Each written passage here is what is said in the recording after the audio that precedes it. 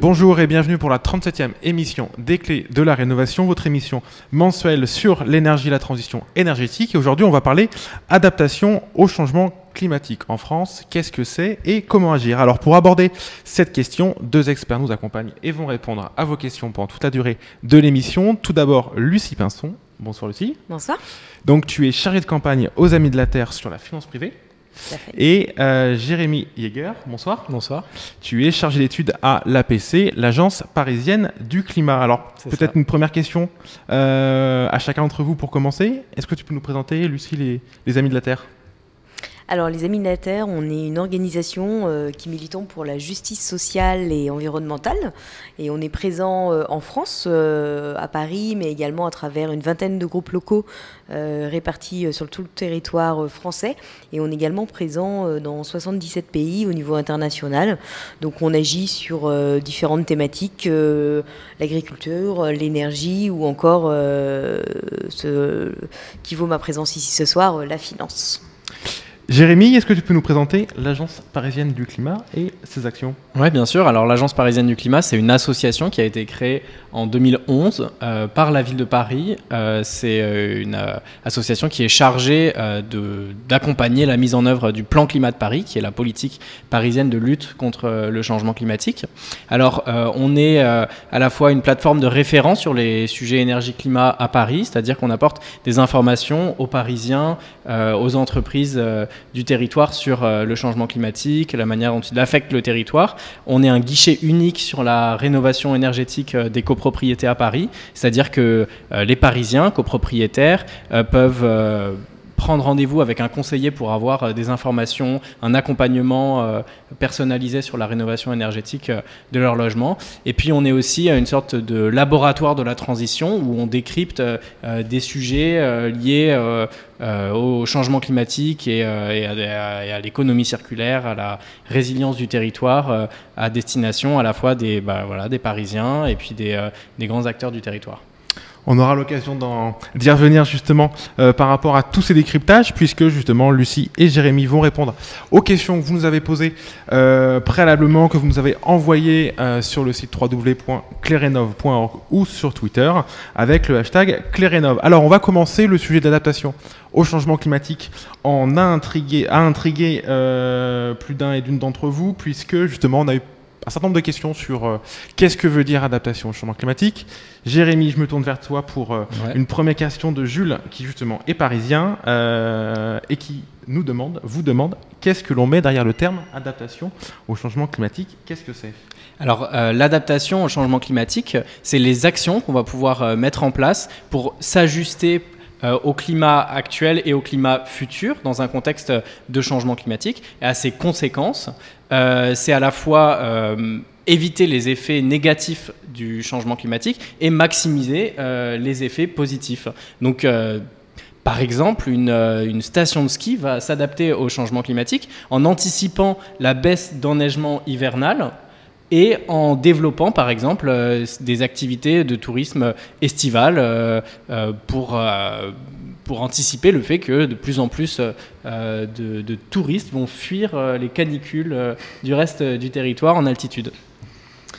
Alors, justement, une autre question qui prolonge la première de Justine de Nice, qui vous demande est-ce que parler d'adaptation au changement climatique signifie que l'on ne peut maintenant que s'adapter et que finalement on ne peut plus inverser la tendance du changement climatique? Alors, est-ce que peut-être tu peux revenir sur ces éléments-là? Ouais, alors c'est une très bonne question, puisque la politique climatique, les politiques qu'on met en place pour lutter contre le changement climatique sont doubles. Il y a deux volets. Il y a un volet qui est celui de l'atténuation, c'est-à-dire qu'on va limiter le changement climatique, c'est-à-dire réduire les émissions de gaz à effet de serre qui sont à l'origine des changements climatiques. Et l'autre volet, c'est celui de l'adaptation, c'est s'adapter à ces effets. Alors, pendant longtemps, on a vu l'adaptation comme une sorte de renonciation à l'atténuation, à la limitation des émissions de gaz à effet de serre. En réalité, je pense qu'il faut avoir une approche double, c'est-à-dire que le changement climatique a déjà commencé, le climat a déjà changé et va encore changer dans le futur. Alors, il faut s'adapter à ces changements qui vont venir et aux changements qui sont déjà présents et faire tout ce qui est dans notre possible pour limiter ce changement climatique. Donc en fait, il y a un changement climatique qui est inéluctable. On ne pourra pas revenir en arrière de sitôt. Et il y a un changement climatique sur lequel on a eu encore une marge de manœuvre pour le limiter. Donc voilà, faut avoir en tête les deux à la fois approches. S'adapter au changement climatique qui est déjà en cours et limiter justement l'augmentation des températures pour le futur. Alors tout à l'heure, Jérémy prenait l'exemple, Lucie, des stations de ski qui peuvent être amenés à anticiper justement, qui doivent, ou qu'on invite fortement à anticiper une évolution, notamment du taux d'enneigement. L'adaptation de fait représente un coût, éventuellement, pour l'ensemble du pays, pour les citoyens, pour les entreprises, etc. Justement, comment est-ce qu'aujourd'hui, en France, globalement, on envisage cette question de coût de l'adaptation ? Alors l'adaptation et l'atténuation ont un coût, c'est certain. En tout cas au niveau international, on parle chaque année pendant ces grandes réunions internationales des milliards que les pays riches doivent mettre sur la table pour aider les pays pauvres à s'adapter au changement climatique déjà existant et qui frappe en effet, je rejoins Jérémy sur l'idée que les impacts des changements climatiques, c'est pas une hypothèse pour le futur, mais c'est déjà une réalité pour des millions de personnes.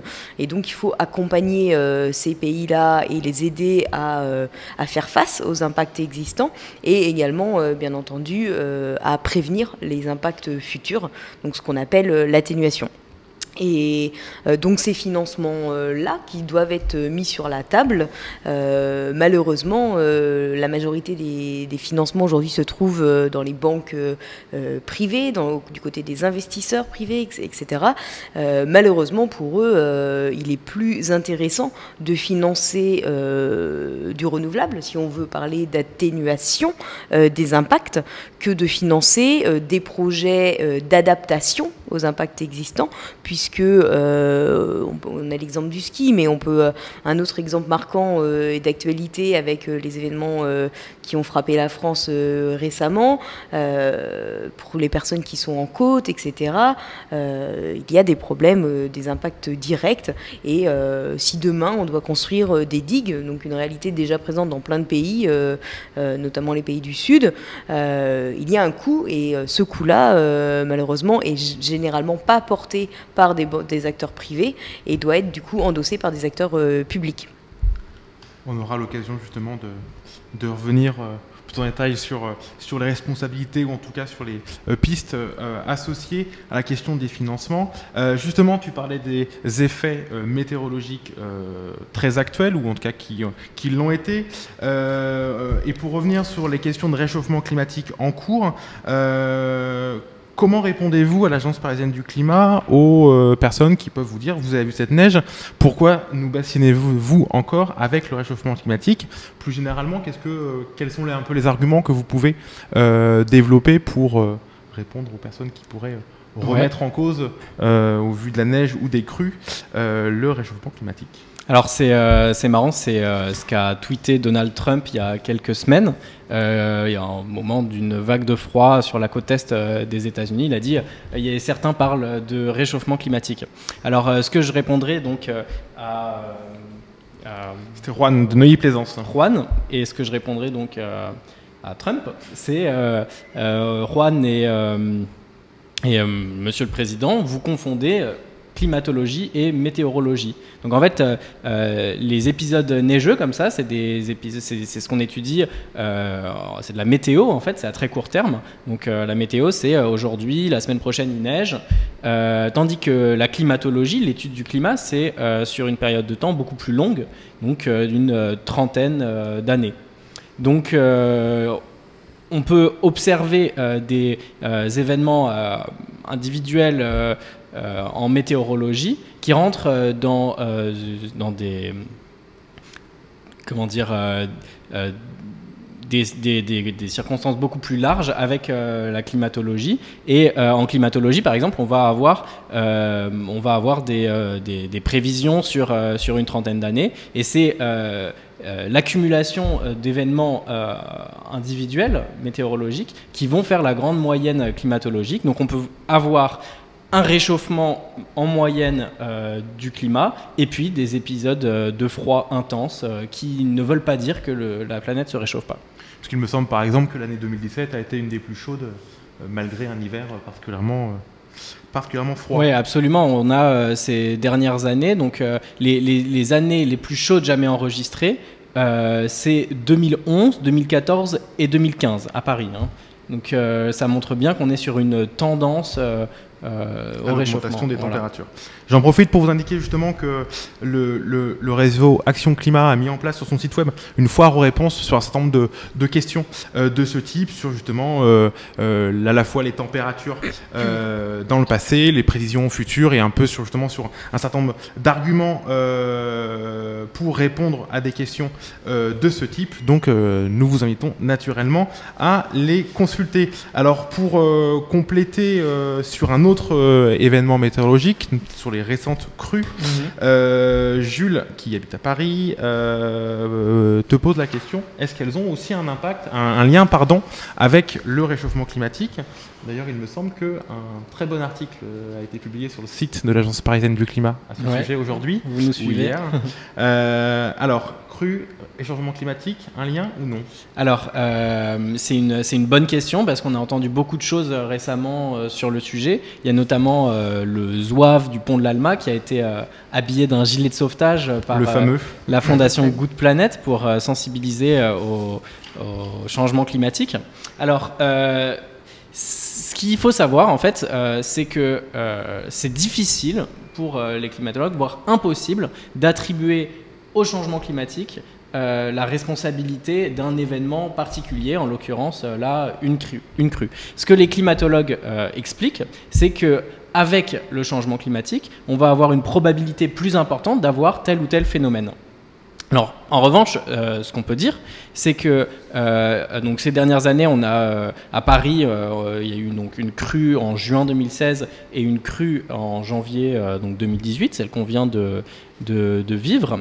C'est des crues qui sont différentes. C'est-à-dire qu'en janvier 2018, c'est une crue qui a résulté d'un hiver particulièrement humide, c'est-à-dire qu'il a beaucoup plu de manière pas forcément très intense, c'était pas des pluies très violentes, mais sur une très longue période de temps. Et donc ça a fait gonfler les cours d'eau. Il a plu sur des terres humides.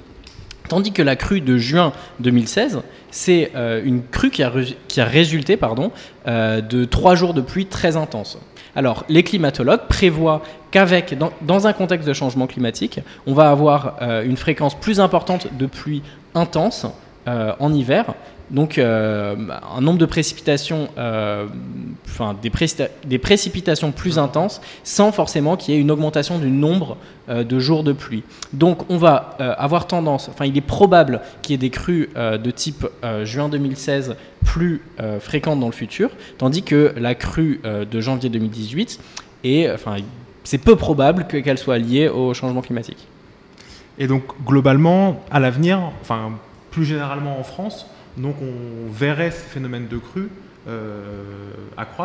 s'accroître du fait de pluies plus intenses et plus nombreuses. Alors c'est possible. Moi je suis à l'Agence parisienne du climat, donc on étudie moi j'ai des informations sur le climat parisien avec notre partenaire fondateur qui est Météo France, qui nous fournit des études sur le climat parisien. Donc je ne peux pas généraliser sur toute la France, mais effectivement, je sais que dans le sud-est de la France, il va y avoir des pluies beaucoup plus intenses en hiver notamment. Dans tous les cas, en fait, que ça soit lié au changement climatique ou pas, il est nécessaire de s'adapter et de se préparer à ce type d'inondation, et notamment la crue centenale, qui n'est pas forcément liée au changement climatique, mais qui requiert des adaptations, justement, une préparation du territoire, une résilience. Justement, d'une part, le territoire en effet peut s'adapter avec des infrastructures ou des organisations permettant de limiter l'impact de ces phénomènes pour les habitants. De façon très pragmatique, imaginons que, en effet, tu parlais tout à l'heure des habitants sur des côtes ou éventuellement des habitants près d'un fleuve. Est-ce que justement ces habitants auraient dans un futur à moyen terme à supporter une double peine, à savoir un risque plus fort d'inondation et en même temps de devoir payer plus pour leur assurance, voire même de la perte, parce que finalement ils ne sont pas au bon endroit et que le changement climatique pourrait avoir un impact d'autant plus fort sur leur habitation. Est-ce qu'il y a aujourd'hui un lien ou des éléments qui se dessinent sur le lien entre assurance finalement contre un risque et résilience des territoires? Bah, tout à fait, exactement. Toutes les personnes qui sont particulièrement exposées au risque climatique risquent demain également de devoir payer plus cher leurs assurances, puisque pendant un temps, les assureurs qui font face, enfin qui sont ceux, in fine, qui paient les dommages de chaque catastrophe ou chaque événement météorologique extrême, vont répercuter l'augmentation de ces coûts-là sur les primes qu'ils demandent à leurs clients. Donc les personnes qui sont particulièrement exposées, qui habitent en zone inondable, etc., risquent de devoir payer plus cher leurs assurances, voire au bout d'un moment éventuellement de perdre leur assurance. Savoir que plus personne ne souhaite les assurer. AXA lui-même, leur PDG, disait en 2015 qu'il était possible d'assurer un monde à 2 degrés. Il n'est pas possible d'assurer un monde à 4 degrés.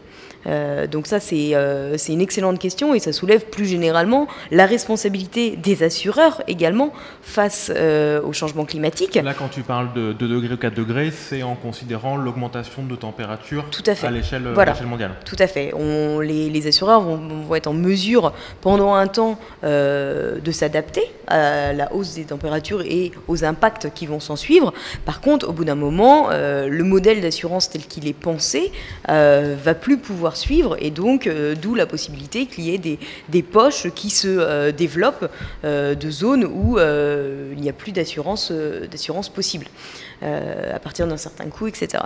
Mais donc la question est intéressante puisque ça pose la question donc, de la responsabilité des assureurs face au changement climatique et sur le climat. Et là, on nage un peu en pleine schizophrénie, puisqu'on a des assureurs qui, d'un côté, assurent leurs clients contre les risques, mais qui, de l'autre, assurent les créateurs de risques.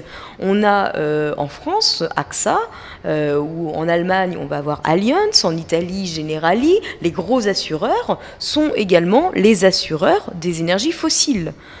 Par exemple. Donc des secteurs qui, très clairement, portent une lourde part de responsabilité dans l'accélération des changements climatiques. Donc ça, c'est un premier point au niveau de l'assurabilité. Et le deuxième point, c'est que les assureurs, donc là, tous les assureurs, même les petits en France, sont également des investisseurs. Donc tout l'argent qu'on leur confie lorsqu'on paie nos assurances, donc fondent la base de leurs investissements qu'ils vont placer. Et aujourd'hui, on sait très bien que la majeure partie des investissements sont dirigés vers les énergies fossiles. Alors justement, cela fait écho à une question que Karen Delille posait sur le lien entre énergie fossile et environnement et changement climatique. Ça me permettra éventuellement de repréciser pourquoi est-ce d'autant plus pertinent de s'intéresser plus précisément aux actions et aux activités des assureurs et acteurs bancaires. Jérémy ou Lucie, qui veut se lancer? Le lien entre énergie fossile, dommages pour l'environnement et réchauffement climatique, lequel est-il? Alors, tu veux y aller? Allez, j'y vais. Donc, les énergies fossiles sont globalement les énergies les plus utilisées pour produire de l'électricité, pour faire marcher un peu les activités humaines. Ces énergies, en fait, sont brûlées et leur combustion émet des gaz à effet de serre. Et c'est justement ces gaz à effet de serre qui sont responsables de l'augmentation de la température au niveau mondial et des dérèglements climatiques sur tous nos territoires qui sont occasionnés par ces bouleversements climatiques. Peut-être bon de préciser quelles sont les énergies fossiles, en tout cas les plus communes. Donc on pense bien entendu au pétrole, on pense au charbon, et malgré ce que certains industriels voudraient faire croire à leurs clients, on y compte également le gaz. Qui est naturel, mais qui est naturel aussi bien que le pétrole est naturel ou que le charbon est naturel.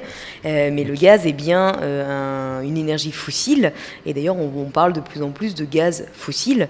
Voilà. Et après, il y a tous les dérivés dans ces trois catégories. Donc, il y a les gaz de couche, les gaz de schiste, les sables bitumineux, etc., etc. Donc, des énergies qui sont brûlées pour permettre de produire de l'énergie de l'activité, qui entraîne des émissions de gaz à effet de serre, qui entraîne une augmentation de température et donc participe largement au réchauffement climatique. Alors, tu parlais justement tout à l'heure, donc là on refait le lien entre énergie fossile et changement climatique. On revient à la question précédente qui était responsabilité notamment de certains acteurs dans ce changement climatique. Julie Deslilas te pose la question de la responsabilité des acteurs bancaires justement devant le changement climatique, puisque pour produire de nouvelles capacités des centrales à charbon, à gaz, etc., il faut des investissements. Donc il faut que derrière des acteurs bancaires les financent. Quelle est de fait leur responsabilité par rapport à ce changement climatique en cours ?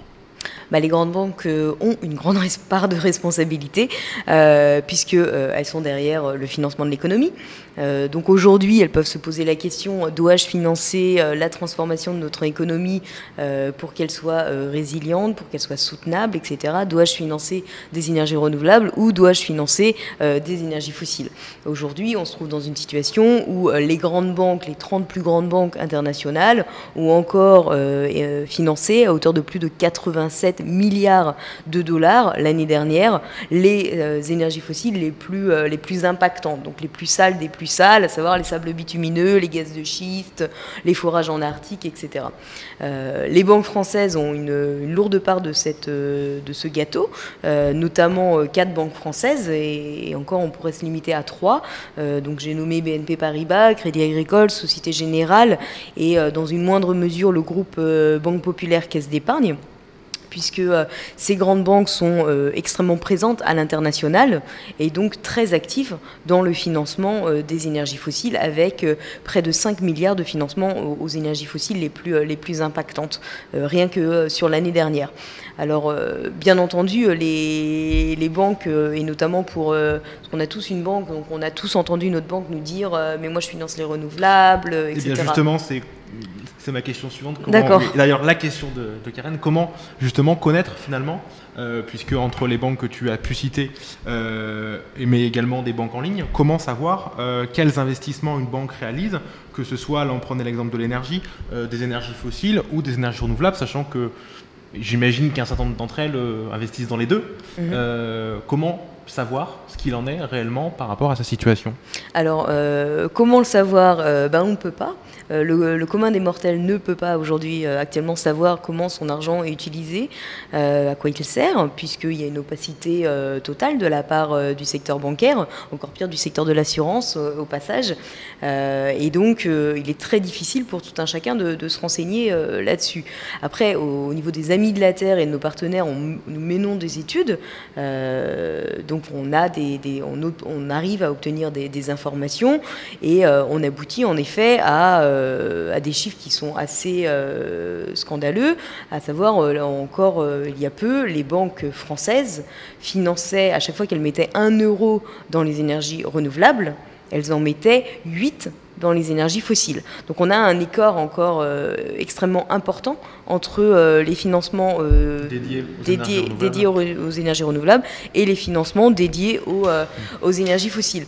Donc dans ce contexte-là, il est, c'est vrai, difficile de croire les banques qui communiquent largement sur tout ce qu'elles font pour être acteurs de la transition énergétique, leur financement aux énergies renouvelables et l'augmentation ce qu'on appelle les obligations vertes, etc. Il faut cependant nuancer. Aujourd'hui, les financements aux énergies renouvelables augmentent, en tout cas pour les banques françaises. Le problème n'est pas là. Le problème est que les banques, d'un côté, financent, certes, un peu plus chaque année, mais loin encore de ce qu'il faudrait, les énergies renouvelables. Mais le gros problème, c'est que de l'autre côté, elle continue toujours de financer toujours plus d'énergie fossile. Alors que l'on sait aujourd'hui que toutes nouvelles infrastructures productrices d'électricité carbonée, donc toutes nouvelles centrales à gaz, toutes nouvelles centrales à charbon, etc., aujourd'hui sont incompatibles avec l'objectif de limiter le réchauffement de la planète en dessous des 2 degrés. Et au contraire, aujourd'hui, on sait, par exemple en Europe, qu'on doit déjà fermer, dès maintenant, commencer à fermer les centrales à charbon existantes pour avoir une... Si on veut respecter les engagements si on veut respecter les engagements et rester en dessous les 2 degrés. Mais quand je parle d'engagement, j'aime pas trop parler d'engagement, parce que ça sonne, bon, on a pris un engagement, on peut très bien ne pas le tenir. Ce qui se joue avec cet engagement et ces 2 degrés, c'est qui vivra et qui mourra demain, concrètement, sachant qu'on a déjà des millions de personnes qui sont impactées par les changements climatiques. Et donc c'est vraiment ça aujourd'hui qui est en jeu. Et donc les banques, bien entendu, doivent arrêter de financer les énergies fossiles et surtout de nouveaux projets d'énergie fossile et réorienter l'intégralité de leur financement vers les énergies renouvelables. Et pour revenir du coup au début, aujourd'hui il y a une opacité totale sur l'usage des fonds.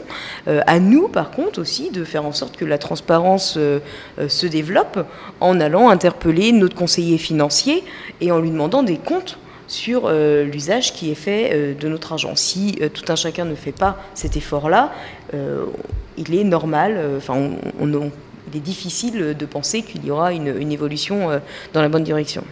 J'en profite aussi pour signaler que, effectivement, les banques ont une responsabilité. Il y a une responsabilité politique et peut-être que l'action politique peut guider un peu la société vers une société bas carbone. Et la ville de Paris est en train d'adopter son nouveau plan climat qui vise à faire de Paris une ville neutre en carbone et 100% énergie renouvelable à l'horizon 2050 et dont 20% d'énergie renouvelable produite localement sur le territoire parisien.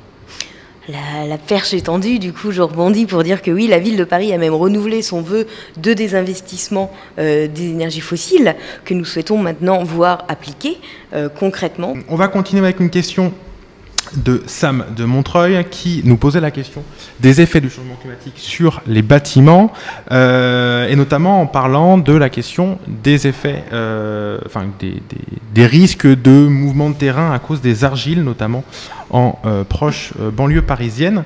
Jérémy, de quoi s'agit-il et est-ce que de la même façon on parle bien toujours de la même question, à savoir s'adapter au changement climatique? Alors oui, absolument. Ce dont Sam parle, c'est le phénomène de retrait-gonflement des argiles. Alors à quoi ça correspond? C'est-à-dire que du fait du changement climatique, on va avoir de plus en plus de phénomènes de sécheresse l'été. Lorsque le sol est argileux, lorsqu'il y a des constructions sur des sols argileux, on peut avoir ce phénomène de mouvement léger de terrain du fait d'un épaississement de la couche d'argile dans le sol à cause de la sécheresse et un gonflement en cas de forte précipitation. Et donc ça, de manière très graduelle, de manière assez lente, peut provoquer des mouvements de terrain et donc des dégradations sur les bâtiments avec des fissures qui peuvent apparaître, des canalisations abîmées. Et donc effectivement, il est nécessaire de s'adapter à ça. Par exemple, la végétalisation permet de capter une partie de l'eau et de l'évaporer dans l'atmosphère pour ne pas qu'il y ait ce genre de phénomène. J'imagine qu'on rejoint également la question dont on parlait tout à l'heure des phénomènes d'assurance qui aujourd'hui peuvent couvrir ce risque dans certaines conditions. Alors peut-être qu'il faut se tourner vers l'experte assurance pour cette... Mais c'est typiquement un risque, c'est typiquement un risque. On rejoint éventuellement la question des risques dont on parlait tout à l'heure, à savoir que des risques peuvent aujourd'hui être couverts et est-ce qu'on ne sait pas ce qu'il serait demain éventuellement si ce phénomène venait à se développer. Alors justement, tu parlais tout à l'heure de végétalisation. Jérémy, on en parle beaucoup aujourd'hui, notamment pour éventuellement limiter les températures en milieu milieu urbain de façon générale. Qu'est-ce qui rend aujourd'hui Paris et les grandes villes en général justement particulièrement vulnérables à des phénomènes de vagues de chaleur puisqu'il me semble qu'un certain nombre de départements, en tout cas franciliens, les territoires urbains étaient les plus touchés, par exemple, parmi les phénomènes de canicule en 2003. Absolument. En termes de mortalité, par exemple. Comment cela s'explique-t-il ? Alors, ça s'explique par le phénomène d'îlot de chaleur urbain. Donc, c'est un phénomène, en fait, ce phénomène, c'est la différence de température qu'on peut observer entre un territoire urbain très minéralisé et les territoires ruraux alentours. En fait, ce phénomène qu'on a tous peut-être observé durant l'année, il fait toujours un peu plus chaud en ville, à Paris, qu'à la campagne, de l'ordre de 1 ou 2 degrés en moyenne. En période de canicule, ce phénomène il est assez extrême puisqu'on peut avoir jusqu'à 10 degrés en plus en centre-ville par rapport aux territoires ruraux alentours. Alors en fait, ça s'explique par le fait que les minéraux captent toute la journée la chaleur du soleil et la nuit. Donc c'est un phénomène qui s'observe surtout la nuit, l'effet d'îlot de chaleur urbain. La nuit, la chaleur est dégagée dans l'atmosphère de manière beaucoup plus lente que lorsque ce sont des végétaux qui la restituent. Donc typiquement, ce qu'on cherche à faire pour adapter la ville au changement climatique et pour limiter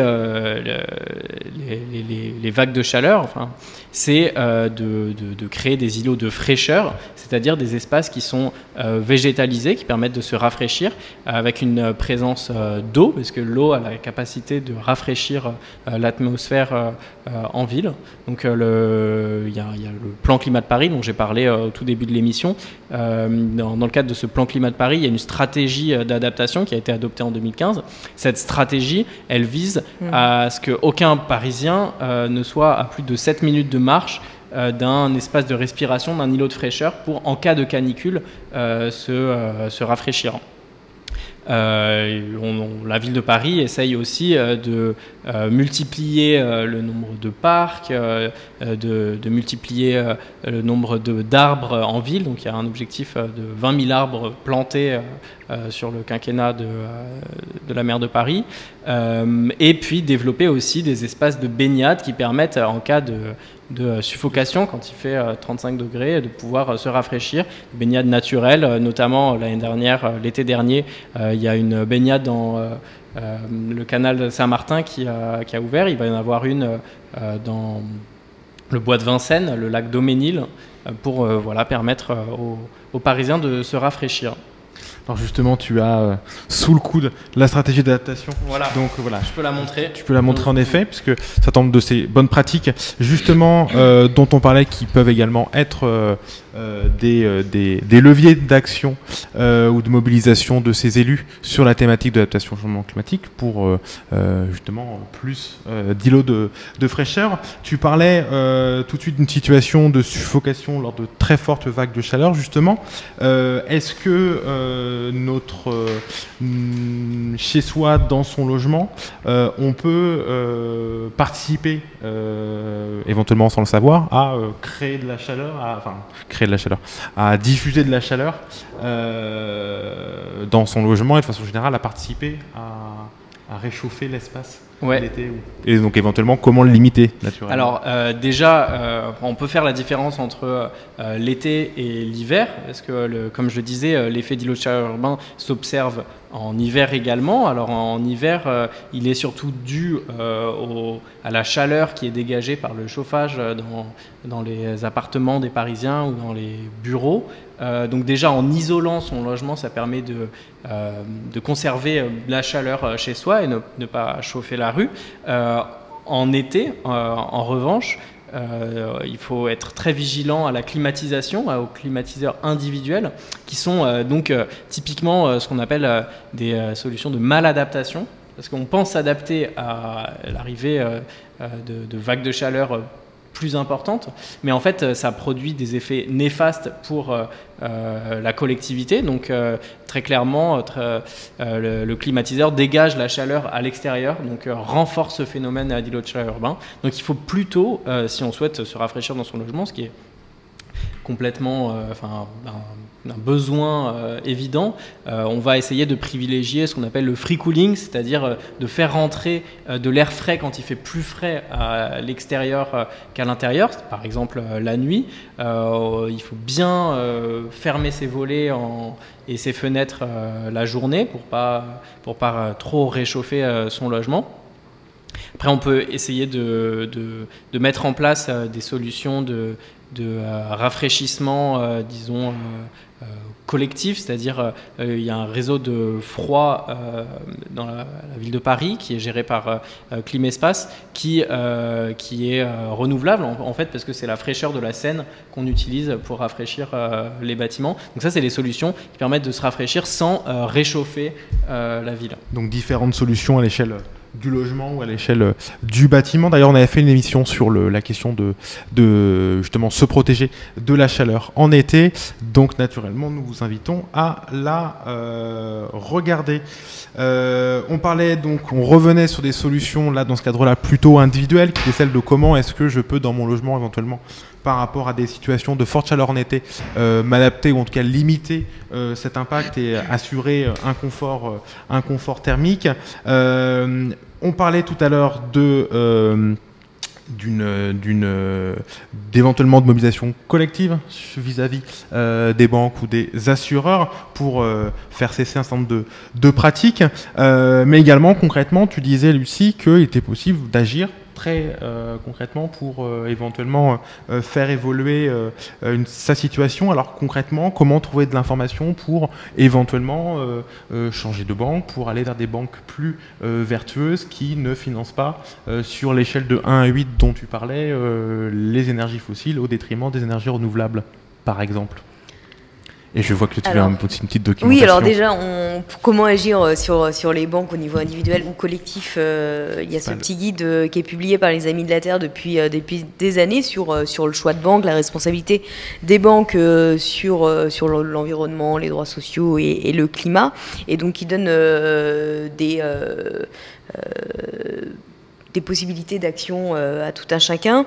Il faut savoir qu'en France, on a des banques donc très actives dans les énergies fossiles, donc les pires, mais on a aussi les meilleurs exemples. On a des vraies alternatives aux grosses banques, et il est possible de confier son argent à un acteur bancaire qui va l'utiliser pour ne financer que des projets avec une plus-value sociale, environnementale ou culturelle, et qui de plus est transparent sur l'usage qu'il fait de l'argent qui lui est confié. J'ai nommé l'ANEF. Donc très clairement, l'ANEF est une alternative aux grandes banques pour tout ce qui est solution d'épargne.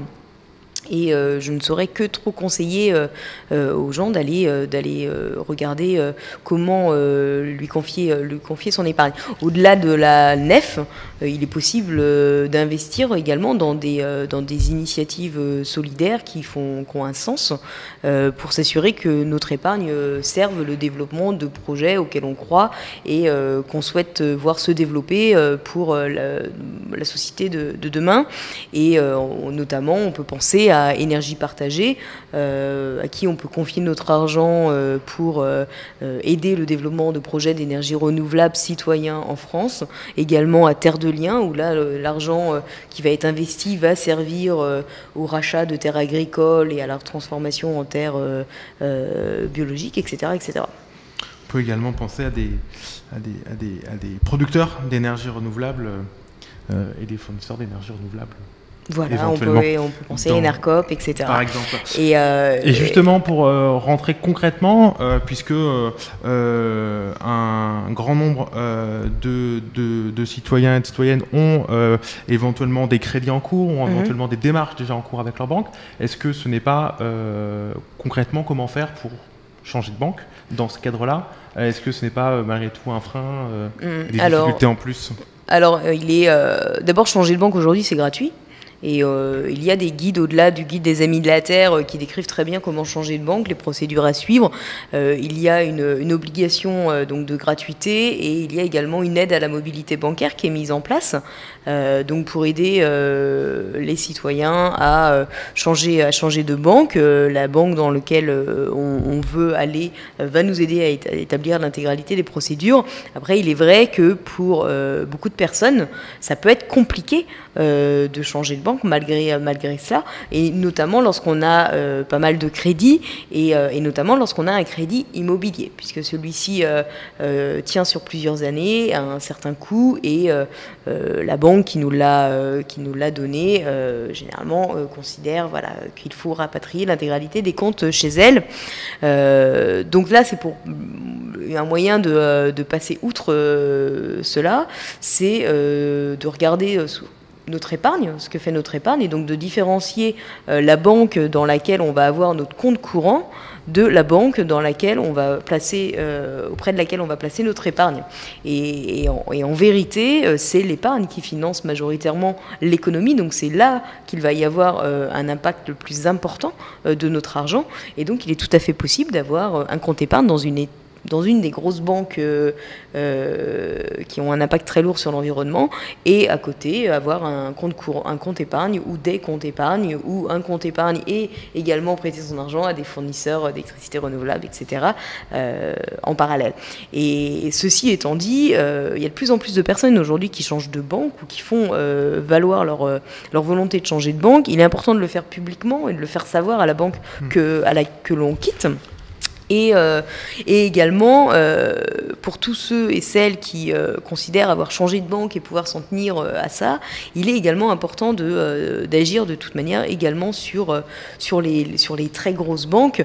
Donc, à tous ceux qui n'ont pas d'épargne, ils sont obligés de rester à la BNP, au Crédit Agricole ou à Société Générale, ne culpabilisez pas, il y a encore plein de moyens d'action et d'agir pour tenir sa part de responsabilité et faire en sorte que on soit tous actifs dans la lutte contre le changement climatique.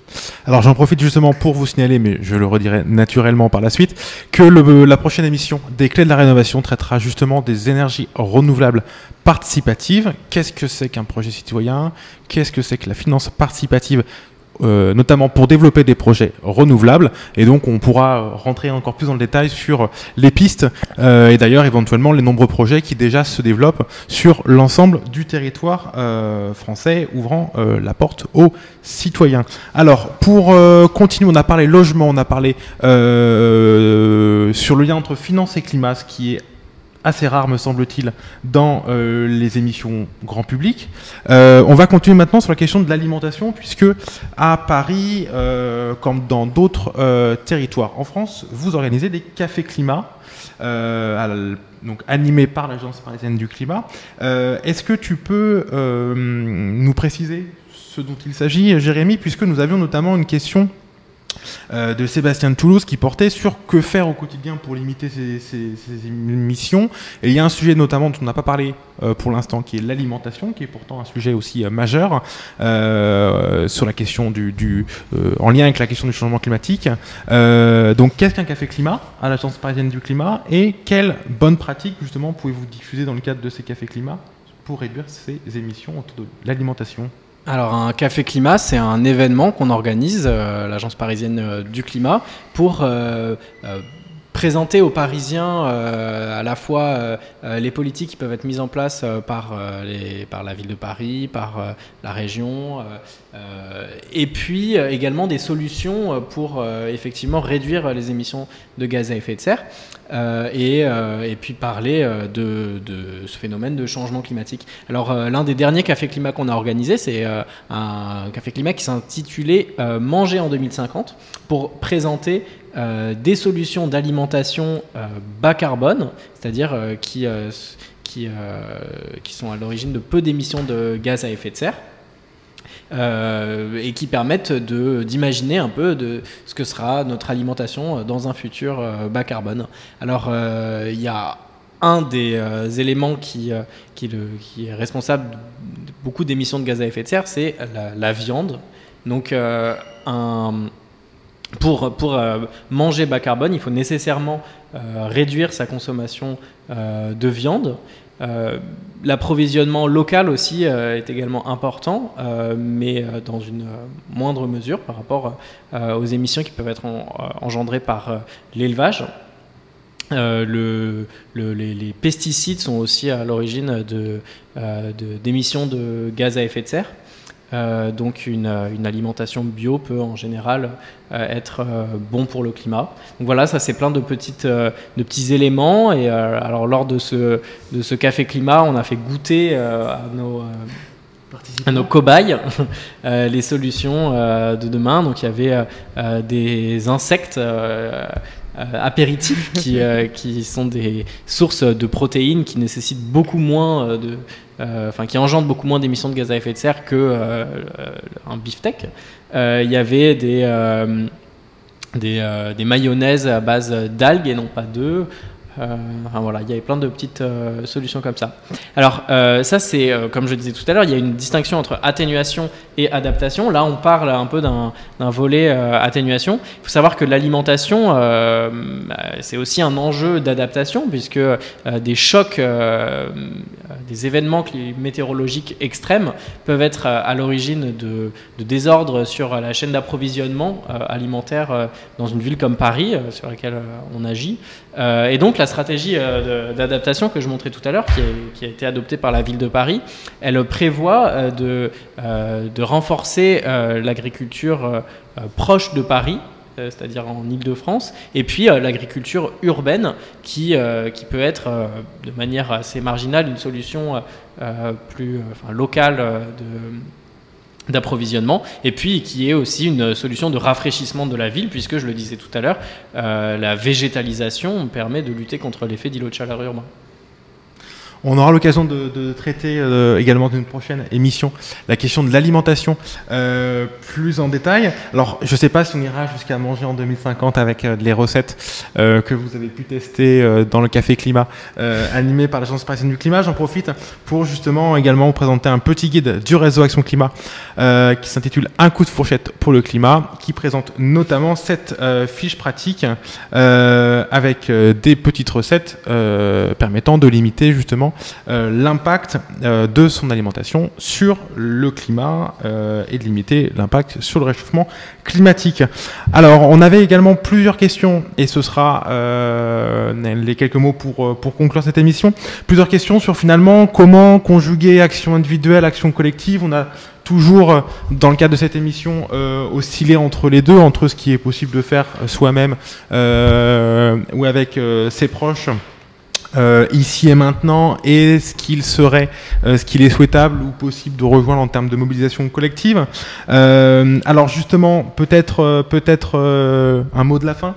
Lucie, quelle complémentarité justement entre ces actions individuelles et collectives autour de la question de la lutte concrète contre le changement climatique par rapport, en prenant en compte, on va dire, les différentes pistes de solutions qu'on a pu lister ce soir?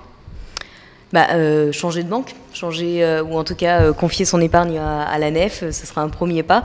Et bien entendu également agir collectivement pour pousser les grandes banques à cesser de financer les énergies fossiles. Et ça peut passer par des actions collectives. Aux Amis de la Terre, on met en place de nombreuses campagnes pour faire pression sur les acteurs financiers, que ce soit les banques ou les assurances. On organise des campagnes publiques qui les ciblent sur des projets spécifiques dans lesquelles les banques sont impliquées, et on organise des actions civiles, des actions directes non violentes qui permettent de pousser les banques à se retirer de certains projets et donc à faire échouer certains projets. On a déjà arrêté pas mal de projets de ce type, que ce soit des centrales à charbon ou des terminaux d'exportation de gaz de schiste, etc. L'année dernière, on a obtenu une énorme victoire en poussant BNP Paribas à être la première banque au monde à adopter une politique donc mondiale qui exclut les gaz de schiste, les sables bitumineux ou ces projets de terminaux d'exportation de gaz de schiste qui sont construits aux États-Unis de ces financements. Aujourd'hui, on se mobilise de la même manière contre Société Générale, puisque Société Générale est impliquée dans un projet de terminal, donc qui pourrait demain entraîner des convois de gaz de schiste directement en Europe. Voilà, donc très concrètement, il est important de jouer vraiment sur les deux tableaux en soutenant les organisations, voire en rejoignant le mouvement citoyen pour mettre la pression sur nos acteurs financiers. Et bien entendu, encore une fois, tout ça commence par ce qu'on disait au début, demander des comptes à notre banque, à notre conseiller financier sur l'usage qu'il est fait de l'argent que nous leur confions. Jérémy, je me tourne vers toi. Ouais. J'imagine que tu as noté que la question des acteurs bancaires et assurances pouvait être un sujet d'un prochain Café Climat, mais je te pose la même question que à Lucie.